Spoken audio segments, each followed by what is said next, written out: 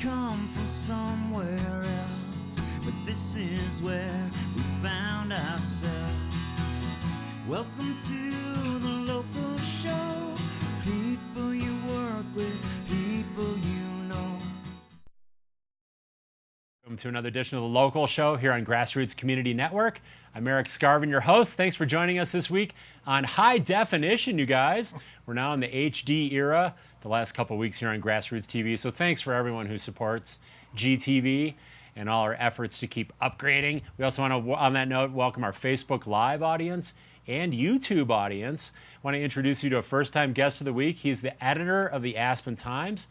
Welcoming David Krause to the show. Thanks, David, Erik. Nice to meet you, actually, Thank for you. the first time. I know, it's such an iconic show to be on. Oh, well, thank Klaus you. and Gretchen and all the ones I've seen through the years. So I don't know what I'm doing on here, but I'll do my best. Oh, no, I mean, it's an honor to have you, and we have so much to get to, obviously, with all the news, Sure. especially the local news as of late. Right. But no, thanks for taking the time to be here. I know you're a very busy guy. Yeah, it's a good, busy place to be in Aspen. Yeah, and don't worry, I won't have you yodel like Klaus. That's great. I'd leave that all to him. I could try it, but I don't know if you'd like it. You might have to clip it.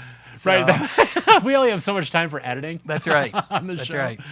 But let's kind of page back in Sure. time a little bit. I'd love to have the viewers, and in order to get to know you kind of a little bit, your background, and Sure. you know, we're all kind of products of our childhood, our parents, Yeah. you know, especially where we grew up. And Yeah. you originally were born in Detroit, Michigan. Yeah, correct? I was in 67, 3/11/67. Actually, I'm the Okay. fourth out of five kids, and Wow, big family. grew up in a big family, a big Catholic family, and Nice. we left Detroit in '76 when it got pretty sketchy. Okay. Wound up in Oklahoma with my dad's job. He was in the grocery business, and Okay. so we were there, and I went to school there from fourth grade through college. Met my wife there, and had visited Colorado back in the late '70s when my aunt and uncle were in Pueblo West, and always thought the first time I got here, I was like, I am going to live there. And I met a woman in Oklahoma who wanted to be in Colorado too, and I said, let's do this, and got a good job in 1995 up in Loveland as the sports editor of the Reporter Herald. I was in sports for a long time, and just one thing led to another. Wound up at the Denver Post in 2000 and was there until I took the job here in February of 17. So a little over a year and a half, about a year and a half now that I've been in Aspen. But we've been coming up here for years. We always hated the Sunday at 11 o'clock when you had to start driving back to Denver. And finally, my wife and I said about 3 or 4 years ago, you know, people like us live up here. We just have to figure out how to do it. Right. And we love Denver. It was great to raise our kids there, but you know, how can you beat this? Yeah. And you know, I have friends in Denver who are like, when are you coming back to visit? And I'm like, when are you coming up here to visit? Why should I go down there anymore? Exactly. You guys come this way. Right. Then they can head back at Sunday at 11. Exactly. You get to stay now. Exactly. There's no going back. Yeah, we met some friends in Glenwood for lunch on Sunday. They were coming from the junction back to Denver, and Amy and I kind of chuckled. We got done at 12:30, and we got to drive back up this way, and they were headed to the Floyd Hill mess and all the downhill getting back into Denver on Sunday. So we don't miss that at all. All in the rearview mirror. Yeah. There's no going back. No. But there was something interesting, you know, in your background from your childhood. You were actually quite young when you got paid for your first byline. And Yeah. you were in Oklahoma at that point? I was, yeah. I went to high school in Oklahoma, and I was. We had a small suburb called Bethany, Oklahoma, and they had a twice-a-week newspaper called the Bethany Tribune Review. And when I was 14 years old, I got hired to cover high school football for our high school, and I got paid $25 a story. Nice. And I had to have it turned in by Monday morning. And I would type it. I had a typewriter I had bought it. And this Manual? is 80. Manual? Oh yeah. Or manual. electronic? No, Okay. manual. Manual. It was 83. Hunt I and think. peck? Were you doing the hunt Yeah. and peck? As hard as you could. I got taught finger and a thumb. And that's how There do you it. go. Because those old ones, you can't do this, you know. Right, you used to kind of pound on those manuals. You did, Which yeah. actually are having a resurgence right now. They which is are. It's hard to interesting. find There's them. like typewriter clubs. I know. Just like for the millennial hipsters are. Yeah, kinda into people that. collect them now, and I thought about collecting them, but they take up so much space. Right, You know, right. and Kinda around big and here, clunky. especially, yeah, the space is at a premium. But you go to the So- football games, so that would be like Friday night. Yeah, Friday Then night, you and I'd type have your- type my story over the weekend, and I would slide it under the door. My mom or my brother would drive me to the newspaper office, and I'd slide it under the door Sunday night, and they would typeset it. And so, yeah, and $25 a story, and I did that my sophomore, junior, senior years. So I guess it's probably 15 or so. And, So what was the essence? Like, what was the draw? What did you love about that?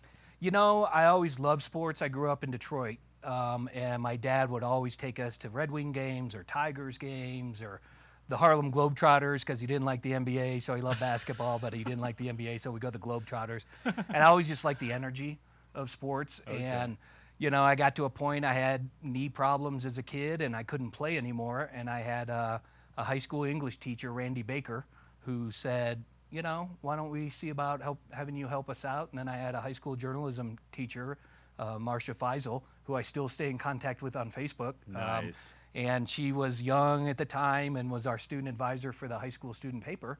And it just kind of crescendoed. And when I turned 16 and got my driver's license, I drove to the newspaper in Oklahoma City, the Daily Oklahoman. And I said, hey, can I work here? And they said, well, it's summertime, but if you come back in August, you can help us answer phones. And so I started answering phones at the big newspaper and worked my way up there. And then we kind of made the move in 95, got married in 94, and moved up here in 95. Wow, and then you had, was it 15 years total at the Denver Post? A little over, almost 16 years. 16. I had a stint at Channel 9 in Denver for a while. I covered the Broncos, helped them do that during the Super Bowl year when they got pummeled by the Seahawks in New York. So I got to spend almost 2 weeks in New York for that abysmal showing against the Seahawks. So anticlimactic. Right. But, you know, I've always just loved the energy of sports. And I was in that until about 4 years ago. And then I kind of, you know, you get older, your priorities change, you do it over and over. And I actually am now a bigger sports fan than I used to be because you, as with a lot of jobs, you kind of, not sour on it, but it kind of loses its shine. But I still love the X Games. I've covered, I think this was my 12th X Games to cover this past year, and covering the World Cup was incredible. I was here a month when we were doing all our stuff with the World Cup. And, with the finals. Yeah, and so that energy of, you know, so being amazing. Around all that and working so close to deadline, it kind of translates well to news side because that's a little earlier, but then you get these late city council meetings or, you know, some of these other community meetings that go on. And so it's a lot of fun to be in that energy, you know. Right. So I don't miss the hours of the sports, you know, really the Saturday night, the Sunday night, you know, being off on Tuesdays and Wednesdays was your days off. But, you know, it did well for me, helped me and my wife raise both our kids. And I worked at night and my wife worked in the morning, so we would do the handoff in the parking lot of the newspaper because she worked in advertising. Amazing. And I would pull in and she'd get in that car and take the kids back home, and I'd take her car and stay at the office. Yeah, we did that a lot. We didn't see each other for 10 years, but we raised our kids, and they were around both of us all the time, so it was beautiful. That is so cool. We got so much to get to, David. Of course, we're going to talk about the Lake Christine fire. Sure. First, we're going to take a break. We do want to thank our summer underwriters for supporting the local show. Without you guys, we couldn't do this. So if you happen to go in their business, please let them know, you know, thanks for supporting the local show and Grassroots TV. The Aspen Square, the Aspen Times, Aspen Animal Hospital, Klug Properties, Pitkin County Landfill, and Sundog Athletics. We'll take a quick break, our only one of the show. We'll be back in 2 minutes. You guys, we're going to talk about the Lake Christine fire and how that works in a small newsroom, as well as some other great topics with the Aspen Times and editor David Krause. So don't go away.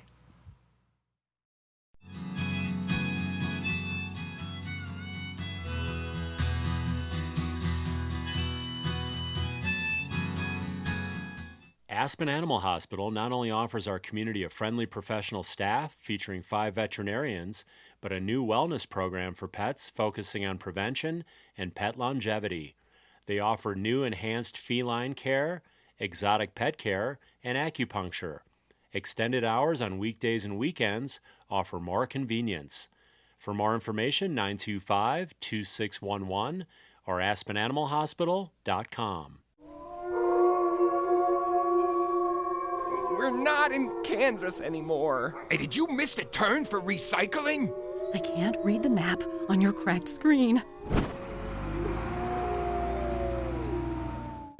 I'm so passionate about this community. I absolutely love living here and raising my family here. It gives me a lot of pride to share this with my friends and my clients and help them achieve their dreams of owning an Aspen snowmass and enjoying this incredible lifestyle. The Aspen Times has been telling the stories that matter to our community since 1881 and continues to be the only local media outlet committed to local prep sports and dedicated arts and entertainment coverage. They also offer you The Drop-In, a weekly outdoor recreation video highlighting the many reasons we love to live in this community.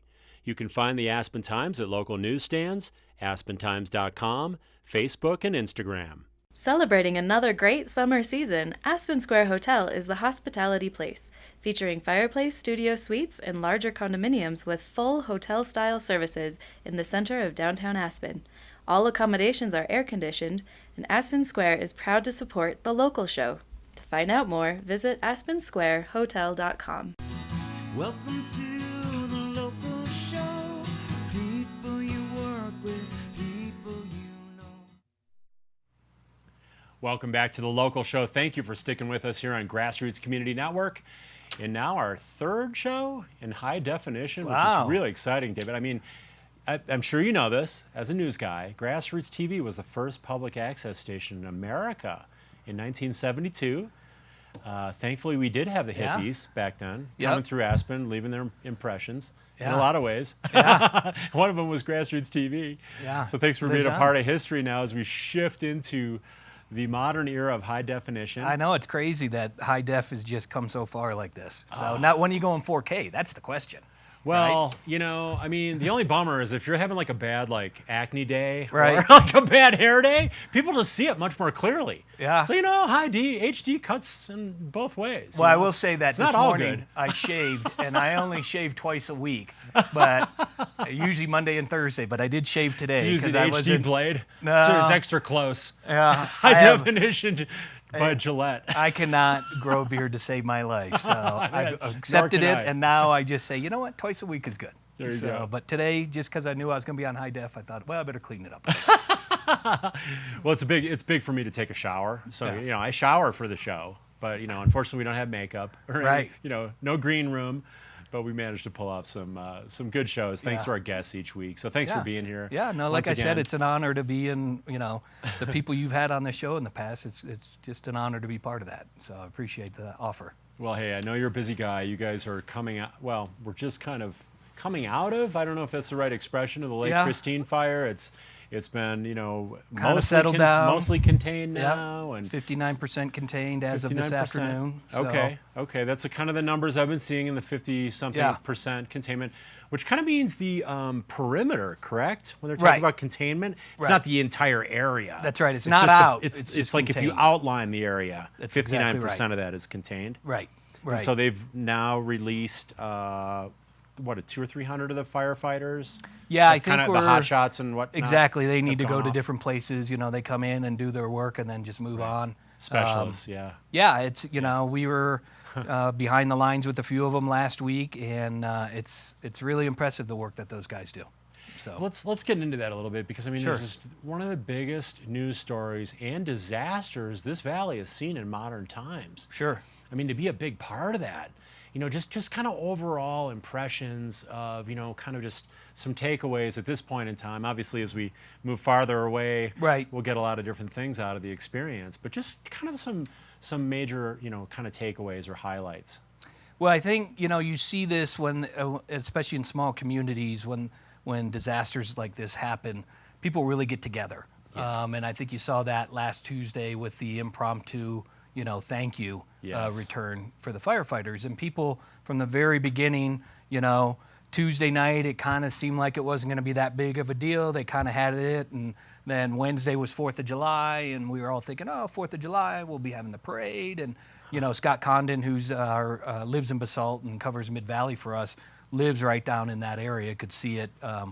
And so when it, you know, we were in the office all day. I was in the office all day Wednesday. You know, I did a short Facebook Live from the parade like we did last year. And it's, you know, people really like the Facebook Lives, as you guys know. You're doing it now on your audience. But, you know, you see the community spirit come together. But then you also see the way that the feds, once the feds get involved, man, they're all coming in, you know. And I was driving home, I think it was Thursday or Friday, when they announced, it was Thursday when they said, when the feds took over command center. Right. And they were bringing people over from the Spring Creek fire. And I had left the Basalt High School community meeting, and I was driving back up to town to go to the office about 7 o'clock.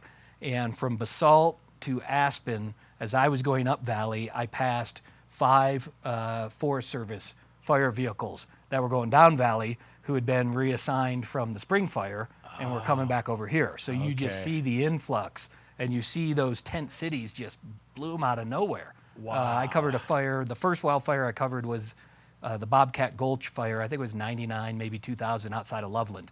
And that was my first experience of, wow, they just, you know, they took a middle school, they took a middle school football field and it became a tent city, you know, like they do at Crown Mountain. All these fire crews, the men and women walk around, they have their own tents with them. You know, they are sleeping in tents, you know, doing their 12 on, 12 off shifts. And it's, you know, they set up these tent cities with mess halls, and they bring in the porta-johns and the showers, and it's all right there. It's a crazy, you know, I mean, I hate to say it like this, but it is a business. You know, so when that's what they need to make the people who are working these fires comfortable and ready to go out refreshed for their next shift. Right, so that was really impressive. I mean, that was really striking to see how they all come in like that, set up.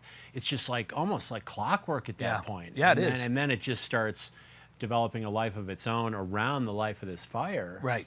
And then you've got the community kind of like, hey, can we help? Or not knowing what to do. Everyone's confused. People are up in the middle of the night shooting video, watching this fire. Yeah, it's crazy. The crazy. whole thing must have been pretty overwhelming. You know? It is, especially that Wednesday when the fire took off, that Wednesday night when those down valley winds came off that storm system on the other side of the divide, and you got those unusual, you know, down valley winds that pushed it up over the ridge and then down into Elgibel, and that's when, you know, we knew, okay, this is going to get crazy. Yeah, about that 1:30 in the morning time. Yeah, frame when you well, shot it the was. video? We were, you know, we were wrapping up Wednesday, and our deadline for press is about 10:15, 10:30, depending, you know. And this is one of those efforts where, you know, it's not just the people writing the stories and doing the page design, but we had people in advertising who came in and helped us move some ads around so we could open up some space to cover the event. We had people in pre-press. You know, our paper is printed in Gypsum, is where our main facility is, and we print the Vale Daily and the Glenwood and Steamboat and Aspen. And so, you know, the team in the printing facility was like, okay, let us know, you know, we still need to get as close to deadline as we can, but we understand that what's going on.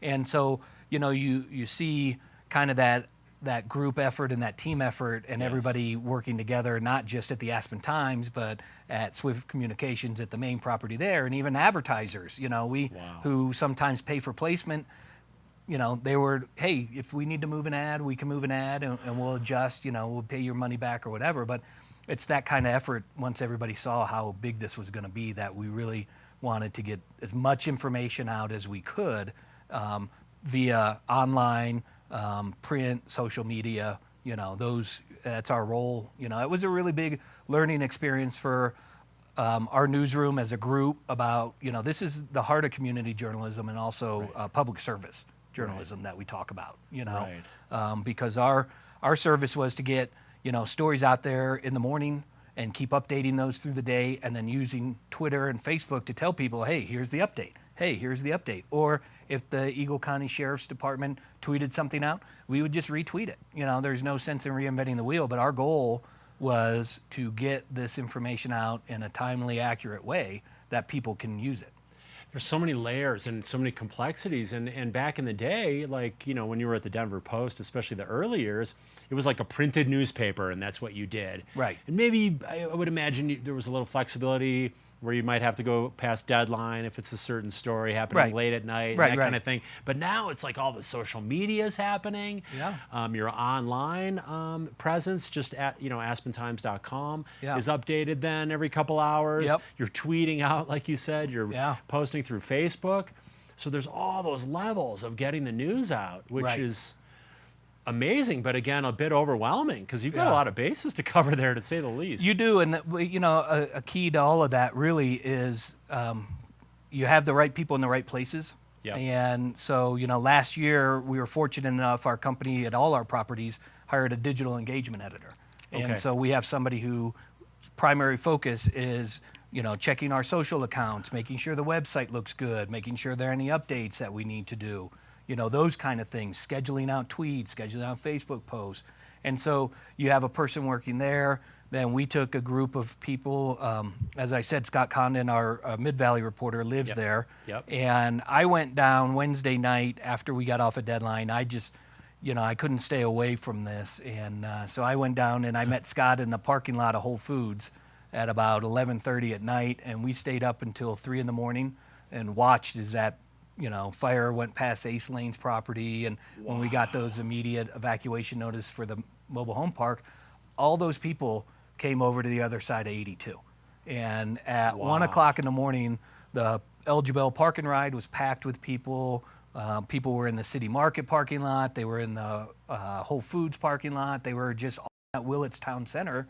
They didn't know, there were evacuation centers, but everybody was kind of waiting to see what happened. And it was so intense, and things were popping and exploding. And boy, I tell you, the fact that, it's horrible that we lost 3 houses, but the fact, it really is amazing, especially when you see the aerials and some of the video that's coming out. The fact that only 3 houses were lost is really, really a testament to what those crews were doing. And it was the local guys, it was Wednesday night, it was everybody in the valley, people from, Vail. Yep. It was all these firefighters coming together. And, there's video guys standing on porches spraying hoses, on people's porches down the hill. So that was really, you see that all come together. Yeah. And it just was like, okay, this is going to get intense for the next week or so, So being in that moment with all these people being displaced, flames coming up, it's nighttime, it's dramatic, how are people generally handling it? Was there panic? Were people crying? Was was a lot just kind of mixed reaction? It was a lot of mixed. Some people are calm? Yeah, I think some people, we were, Scott and I, like I said, we were in that parking lot until almost 3 o'clock in the morning because we couldn't leave. It's just like, at what point do you peel yourself away from it? Yeah, how can But you? you started work at 7 in the morning because we stayed up late the night before, and so you're just like on this adrenaline, and you're thinking, okay, we got to let people know what's going on. And so we're sending out social posts at 1, 2 o'clock in the morning, updating stories and trying to let people know, because a lot of people were staying with friends and, they weren't in the moment. And so, when you're in that moment and you just see what's going on, you just can't worry about how you are, because, there are people who are 10 times worse than you. We're standing next to people who are wondering if their house is burned. Exactly. Exactly. So just the mixed reactions of those people, you're taking all that in, and then you have to, like you said, put yourself on the back burner because people need to know the information. So then you're running on pretty much no sleep for quite a while. Yeah. And going through this process, and just super intense. And did you see anything like super striking that you can remember? Like, watching people just standing in the parking lot and the way the wind was coming, and when I watch a video still, is 1:30, 2 o'clock in the morning, and the wind was just blowing down valley like 20 mile an hour, and just these intense gusts and the smoke everywhere. People were standing on top of their cars to try to get a better vantage point, and you'd hear a pop every now and then, and you'd see a blue or purple flame, and you're like, oh, I hope that's not a house. And, it was coming down. It came screaming down that hill in a matter of hours. And so it was really... I think that's probably that, and the smoke was so dense that night because the way it was burning so hot, and the structures, and just the way the wind was whipping. And it's 1 o'clock, 1:30 in the morning, and it felt like it was 80 degrees outside. Wow. So all that, all those sensations and just striking scenes and feelings, and it's almost like you're living out a disaster movie right in front of you. Yeah. And the wind and all that, and the people, and we're getting close to the end of the show, but I wanted to kind of get some takeaways. We know that the heroes, the heroes were locals, many locals, but also people from all over the country who came in, especially the firefighters. Yeah. And there were some things there. But what did you see, like, what did you really learn about the community? And not just Basalt, but the Valley community kind of coming out of this. We've touched on it a little bit. Yeah, I think you see, just the sheer numbers of dollars that people are donating, and people trying to just show up and drop stuff off. They didn't know where to take it or whatever. They just wanted to do something, and people offering up their houses. We got emails, if you know anybody who needs a house for 2 days or a room to stay in, people just they opened their doors, they opened their pockets, you know, and it was from Glenwood. I mean, we got an email from a hotel in Eagle, you know. If you know of anybody who needs a room for 2 nights, we'll put them up for 2 nights. And, Awesome. And you see what they do with the dogs and the animals in it as well. So, Yeah. But I think that just the outpouring and just how quickly people responded to help. That's super heartwarming. And then for me, it was like, wow, I'm so proud. Yeah. And so blessed to be in such a community. When you see it just prove itself over and over and over, when anyone needs help in this community, or we have a loss in the community, or what, some kind of tragedy, or typically it's an unfortunate situation. Right. But you really get that kind of double down effort that this is really still a really tight, caring, loving community. Yeah, you know, even in a though lot it's of ways. spread over 40 miles in the valley, right? Yeah. Everybody kind of, this is where we need to be on this spot. Come together. Yeah, miles didn't matter at that point. It wasn't just about Aspen or Snowmass Village or Glenwood or Carbondale. It was about the valley and people helping out through the valley. That's amazing. That's amazing. Well, we're getting down to it here about a minute to go. So I think just, moving forward, I guess my final question would be like, how do you keep things in balance, you know, when major stories going on like that, but then you've got all these other things going on in the community. Sure. Like, how do you guys balance or prioritize? Well, you just got to take your staffing and kind of figure out, you know, who can I work here? What do we need to make sure and cover? You know, what things can we shift a little bit? Right. And then you just kind of take your resources and who you have. And the great thing about our newsroom was everybody raised their hand. So Right. I got the cookies. Spreading the love. Yeah. and utilizing, and we say delegating. That's right, Usually delegating. when we're managers or owners, delegating. Yes. Did you have fun on the show today, David? I did. Hey, Erik, thanks for being here. It went by crazy fast. I know. Well, time flies when you're having fun. Exactly. It's so great to meet you and get Thanks. to know you.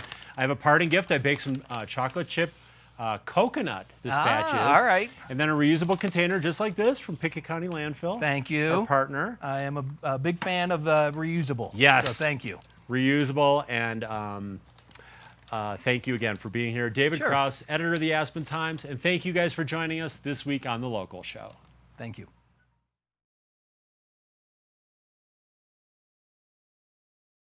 Aspen Animal Hospital not only offers our community a friendly professional staff featuring 5 veterinarians, but a new wellness program for pets focusing on prevention and pet longevity.